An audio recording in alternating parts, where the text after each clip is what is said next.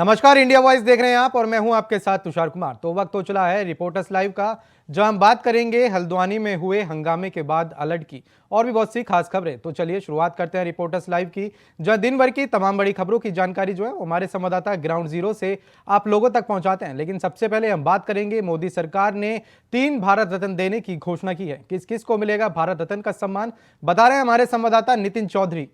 केंद्र सरकार के द्वारा 5 लोगों को भारत रत्न देने का ऐलान हो चुका है। बता दें कि सबसे पहले भारत रत्न लाल कृष्ण आडवाणी को दिया गया था। वहीं बात की जाए तो चौधरी चरण सिंह जो किसानों के मसीहा हैं, उन्हें भी भारत रत्न देने का ऐलान जो है केंद्र सरकार ने कर दिया है। बताया जा रहा है कि प्रधानमंत्री नरेंद्र मोदी ने इस पर काफ़ी खुशी जताई है। वहीं बात की जाए आरएलडी के प्रमुख जयंत चौधरी ने इस पर लिखा है कि आखिरकार दिल जो है जीत ही लिया गया है।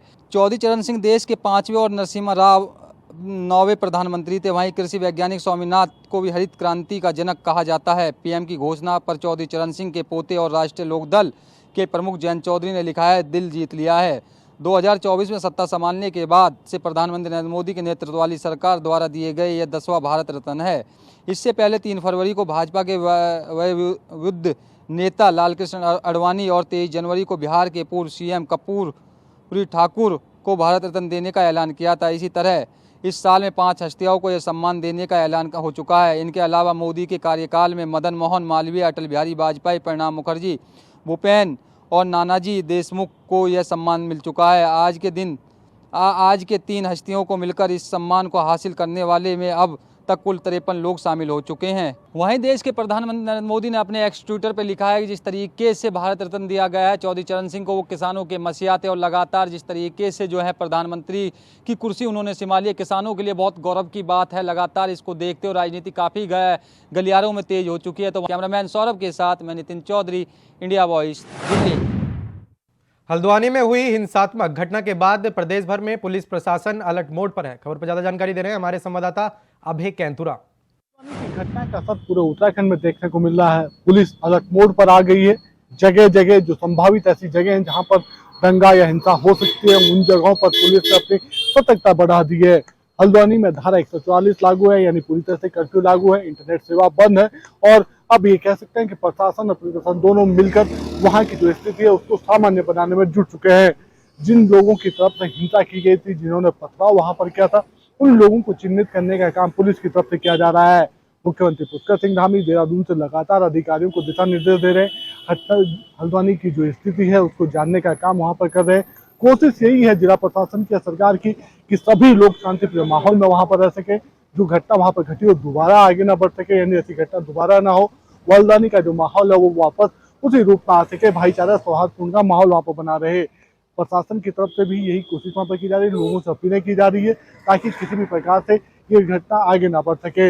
ऐसे में अब देखना ये होगा कि आगामी जो 24 घंटे होंगे तो हल्द्वानी के लिए या फिर उसकी जनता के लिए किस प्रकार से रहने वाले हैं। लेकिन प्रशासन की कोशिश यही है कि वहां की स्थिति सामान्य हो सके। कैमरामैन सुनील साथ अभय कैंतुरा, इंडिया वॉइस, देहरादून। हल्द्वानी में हिंसा के बाद यूपी में भी अलर्ट जारी किया गया। खबर पर ज्यादा जानकारी दे रहे हैं हमारे संवाददाता प्रेम पाठक। कल हल्द्वानी में हुई हिंसक घटना के बाद अब उत्तर प्रदेश में भी अलर्ट जारी कर दिया गया है। पुलिस मुख्यालय की तरफ से सभी जिलों में अलर्ट के जो निर्देश हैं वो जारी कर दिए गए हैं और इसके अलावा उत्तराखंड से सटे हुए जो जिले हैं उनमें विशेष तौर पर एहतियात बरतने के निर्देश जारी किए गए हैं।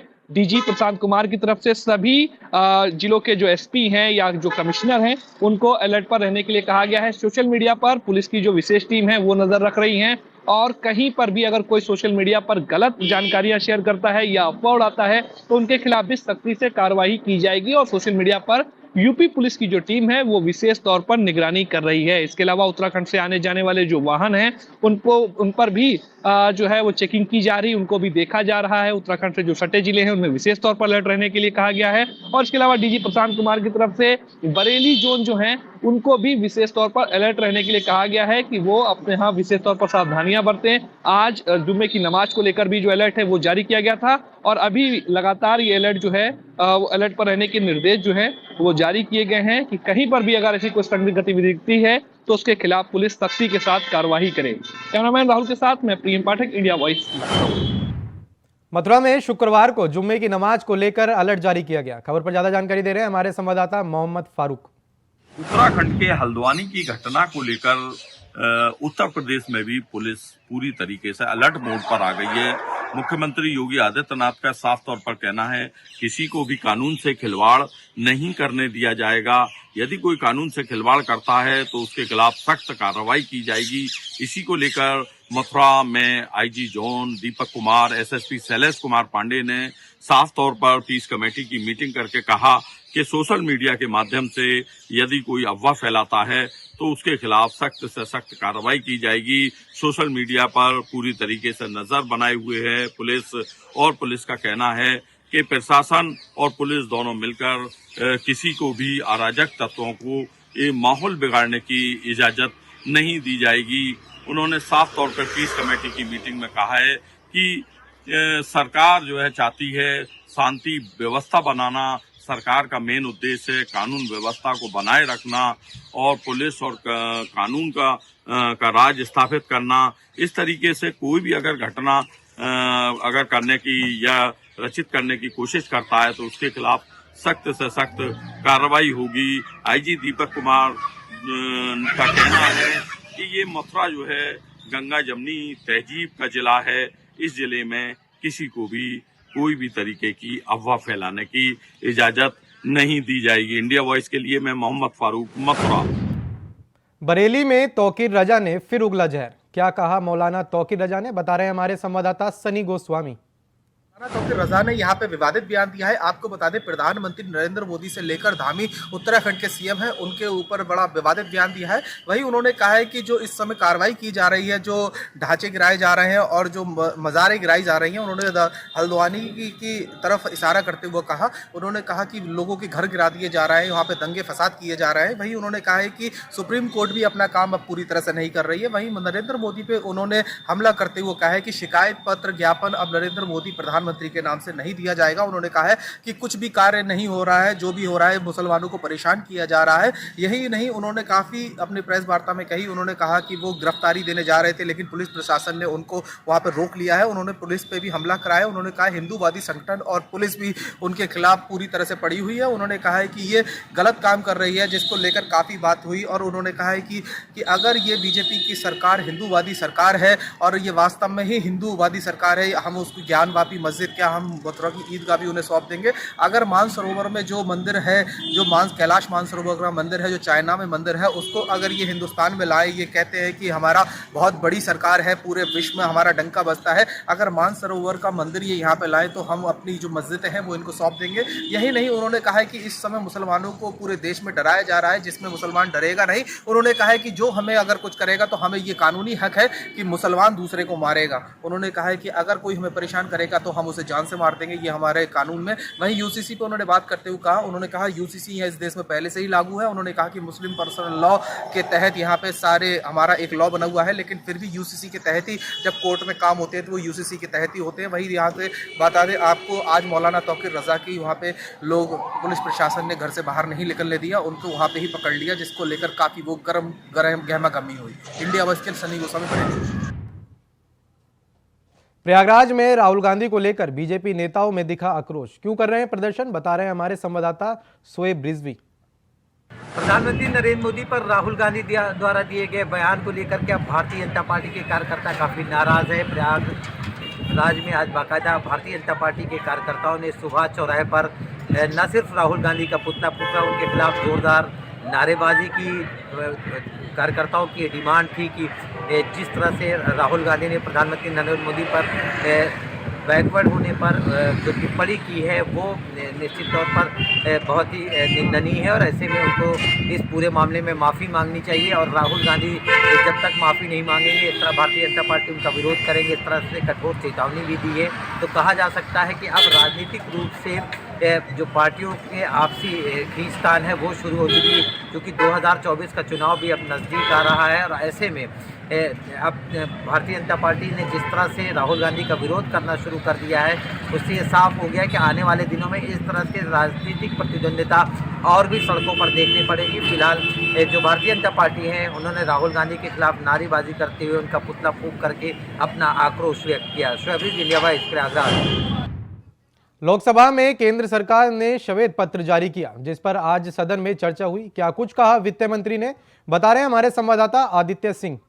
इस गुरुवार केंद्र सरकार ने लोकसभा में अपनी तरफ से श्वेत पत्र जारी किया और साथ ही आज इस श्वेत पत्र पर चर्चा हुई। वहीं श्वेत पत्र जारी करके वित्त मंत्री निर्मला सीतारमण ने यूपीए की सरकार को घेरा और कहा कि 10 सालों में इन्होंने भारत को राख बना दिया था और हमने भारत को फिर से हीरा बनाया है। साथ ही निर्मला सीतारमण ने चर्चा में कहा कि हमने भारतीय अर्थव्यवस्था को दुनिया की टॉप 5 अर्थव्यवस्था में डालकर अपने श्वेत पत्र को मेज पर रख दिया है। हालांकि आपको बता दें कि लोकसभा में ब्लैक एंड व्हाइट सियासत जारी है। अब देखने वाली बात ये रहेगी कि आगे जो ब्लैक पेपर आने वाला है तो उसमें किस प्रकार से चीज़ों को दिखाया जाएगा। तमाम अपडेट्स के लिए देखते रहें इंडिया वॉइस। मैं आदित्य सिंह, कैमरा पर्सन सौरभ के साथ।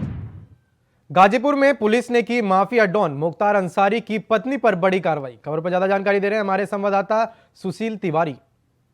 IS 191 गैंग के लीडर मुख्तार अंसारी की बेगम आफसा अंसारी और उसके साले पर की गई बड़ी कार्रवाई, जहां पर गाजीपुर के एसपी ओमवीर सिंह ने बताया कि डीएम गाजीपुर के आदेश के बाद उनके खातों की गहनता से जांच की गई और जो भी कंपनियां खोली गई थी उस पर प्रशासन की टेढ़ी नजर थी और जो मुख्तार अंसारी ने इससे पहले धन अर्जित किए थे उस धन को इसमें लगाया गया था जो कि उसने अवैध तरीके से अर्जित किया था। गाजीपुर के एसपी ओमवीर सिंह ने बताया कि 2 करोड़ 35 लाख की रकम को जब्त किया गया, जिसके बाद आज गाजीपुर जिले में हड़कंप मच गया। लगातार गाजीपुर जिले में माफिया डॉन मुख्तार अंसारी के गिरोह के सदस्यों पर प्रशासन की टेढ़ी नजर है और उन पर बड़ी कार्रवाइयां की गई, जिसमें गाजीपुर के एसपी ओमवीर सिंह ने बताया कि आज आफसा अंसारी जो कि मुख्तार अंसारी की बेगम है और उसके साले भी इसमें मुलव्विस थे, जो कि खाते के लेन देन को भी जांचा गया, परखा गया और उसके बाद फिर आज प्रशासन ने जब्त कर लिया, जिसमें लगातार जो भी मुख्तार अंसारी के गिरोह के लोग थे उनकी करोड़ों की संपत्तियां जब्त की गई हैं और बुलडोजर भी चले हैं। आफसा अंसारी पर लगातार और उसके परिवार के जो भी लोग थे उन पर बड़ी कार्रवाई की गई। आज अकाउंट और खाते पर पैसों के लेन देन थे और जो भी कंपनियां खोली गई थी उसे गाजीपुर के एसपी ने बताया कि उस समय जब मुख्तार अंसारी ने अवैध तरीके से अर्जित किया था उसका पैसा लेन देन इन कंपनियों में लगाया गया था।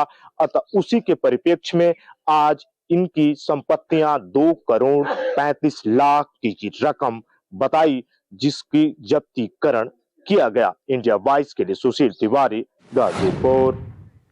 चंदौली में गंगा घाट पर लाखों की संख्या में श्रद्धालु पहुंच रहे हैं। खबर पर ज्यादा जानकारी दे रहे हैं हमारे संवाददाता पवन पांडे।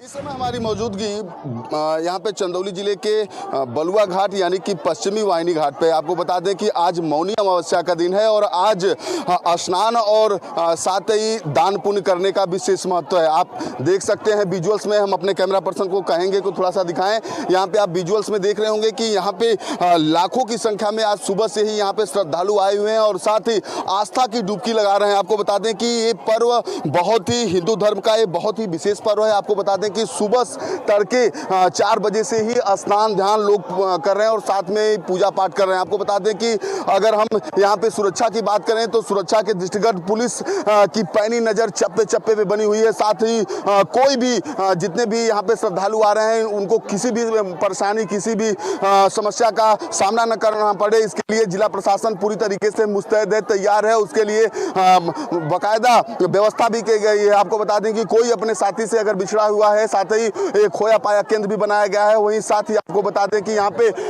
गंगा स्नान करने के दौरान यहाँ पे बैरिकेडिंग भी की गई है। साथ ही एनडीआरएफ की टीम और साथ ही यहाँ पे गोताखोर भी यहाँ पे मौजूद हैं और कोई भी किसी भी परेशानियों का सामना न करना पड़े, इसके लिए पूर्व प्रशासनिक अमला पूरी तरीके से तैयार है। साथ ही आपको बता दें कि मेडिकल डिपार्टमेंट भी और साथ ही जिला पंचायत विभाग की तरफ से भी यहाँ पे विशेष व्यवस्था की गई है। आपको बता दें कि यहाँ पे प्रतिवर्ष मौनी अमावस्या के दिन यहाँ पे श्रद्धालु आते हैं और साथ ही आस्था की गई इस पतित पावनी मोक्षदायिनी यहाँ पे जो माँ गंगा है यहाँ पे आते हैं और साथ ही आस्था की डुबकी लगाते हैं। आपको बता दें कि यहाँ पे मेले का भी भव्य आयोजन किया जाता है, जहाँ पे यहाँ पे श्रद्धालु आते हैं, दान पुण्य करने के बाद यहाँ पे मेले का भी लुत्फ उठाते हैं।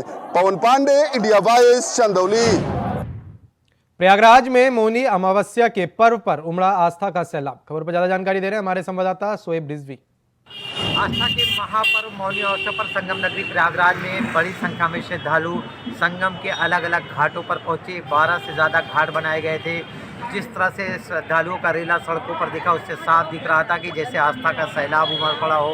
दरअसल आज बड़ा स्नान पर्व था मौनी अमावस्या, जिसको लेकर के संगम के अलग अलग जो घाट बनाए गए थे वहाँ पे देश विदेश से श्रद्धालु पहुँचे थे। न सिर्फ श्रद्धालुओं ने माँ गंगा से आशीर्वाद लिया, तमाम साधु संत भी इस मौके पर स्नान करने के लिए पहुँचे थे। साथ ही साथ उत्तर प्रदेश सरकार के आदेश पर बाकायदा हेलीकॉप्टर से लखनऊ में जाली नोटों की तस्करी का मास्टरमाइंड गिरफ्तार हो गया। खबर पर ज्यादा जानकारी दे रहे हैं हमारे संवाददाता आसिफ बैंक। यूपी एटीएस ने नकली नोटों की तस्करी करने वाले एक शख्स को गिरफ्तार किया है, जो बांग्लादेश से पश्चिम बंगाल के रास्ते यूपी के अलग अलग जिलों में नकली नोटों की करेंसी खपा रहा था।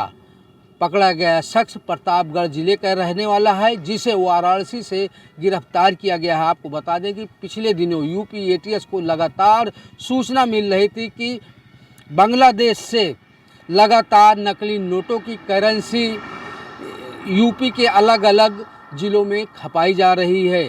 नकली नोटों की तस्करी मामले में यूपी एटीएस सक्रिय हो गई और पुलिस ने वाराणसी जिले से प्रतापगढ़ जिले के रहने वाले अच्छे लाल चौरसिया को गिरफ्तार कर लिया। लखनऊ में महिला सिपाही के परिजन ने कैंट चौकी पर प्रदर्शन कर रहे हैं। क्यों कर रहे हैं प्रदर्शन, बता रहे हैं हमारे संवाददाता मोहम्मद आमान।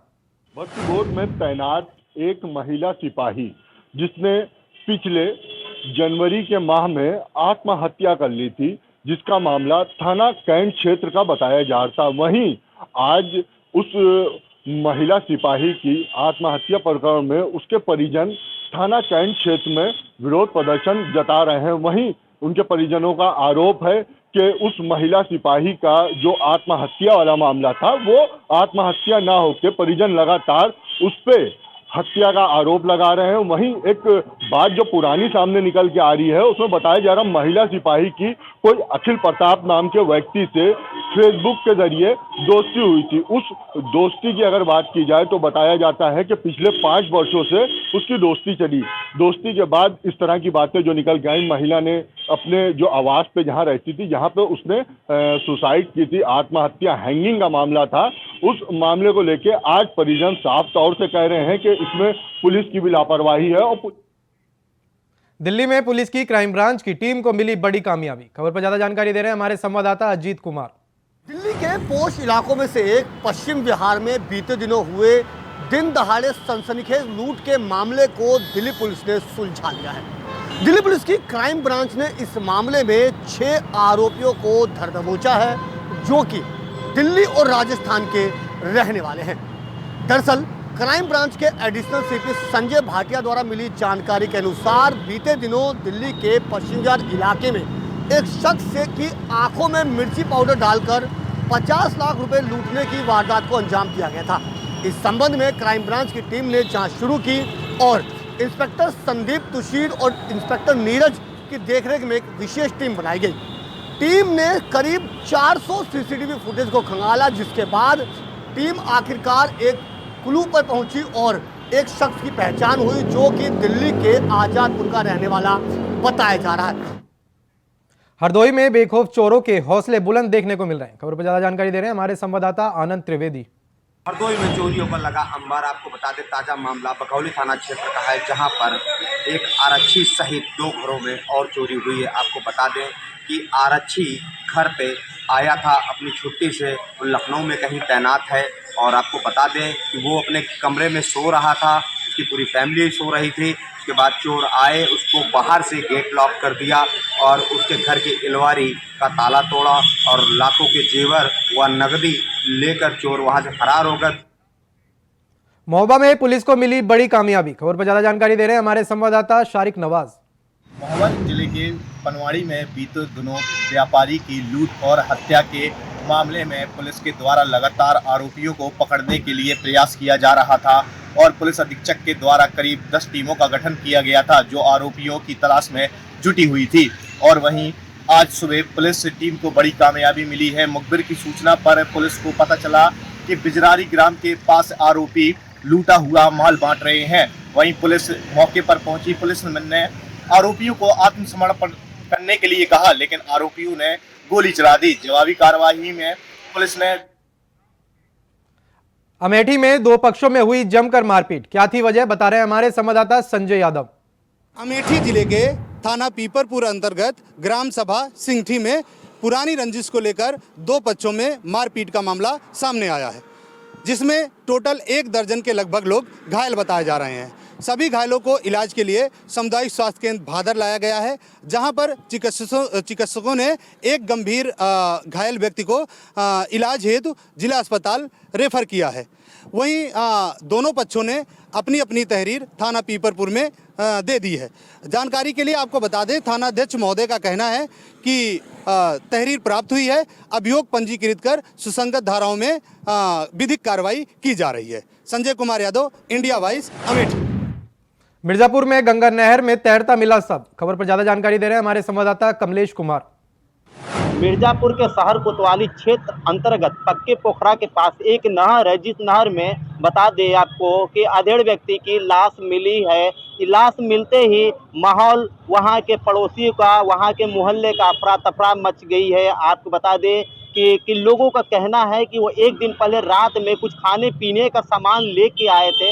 हालांकि रात ज़्यादा हो गई इसलिए वो पी खा के चले जाते थे, लेकिन क्या हुआ, क्या वजह हुई कि जो सुबह देखते उनकी लाश तैरता हुआ पानी में मिला। लोगों ने इकट्ठा होकर तत्काल मौके पर अपने थाने पर सूचित करते, वहां से पुलिस फोर्स जाती है, साथ में उनकी लाश को निकाला जाता है। देखा जाता है कि रात में वो कुछ पी खा के सो गए थे। हालांकि लोगों का कहना है कि पुलिस कॉलोनी पक्के पोखरा के पास उनके ठीक सामने रहने वाले ये है। हालांकि कुछ दिमाग से भी उथल पुथल है। और बता दें कि आपको कि ये अधेड़ व्यक्ति थे जो कि इनकी समस्याएं है, कुछ रोगी भी थे। इस तरह से जो अपने आप गिर के हादसा हो गई है। मोहल्ले में इनके परिवार में रोने बिलखने की सुनाई हो रही है। कमलेश कुमार, इंडिया वॉइस, मिर्जापुर के लिए।